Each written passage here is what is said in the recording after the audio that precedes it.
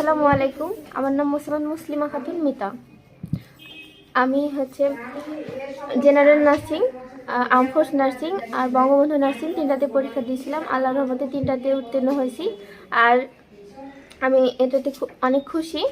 আর sir আমাদের সবাইকে বলতো তোদের কারো চান্স হবে না, এবারে তোদের যে পড়াশোনার অবস্থা তোদের কারো চান্স হবে না, আমি গ্যারান্টি। তো আমি চান্স পেয়ে স্যারকে দেখাই দিচ্ছি, এটা রাজশাহী নার্সিং কলেজের জন্য, এটা আর্মফোর্সের জন্য, আর এটা বঙ্গবন্ধুর জন্য। জোর করে সব স্যার আমাকে দিতে যাচ্ছিল না, আমি তিনটাই নিবো।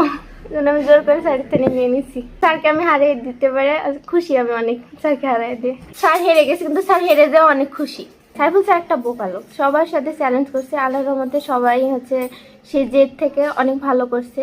স্যার ভবিষ্যতে এরকম চ্যালেঞ্জ নিলে ভুল করবে, কেন চ্যালেঞ্জ নিলে জেদ একটা তৈরি হয়, জেদ থেকে এক সাফল্য অর্জন করা অনেক সহজ হয়।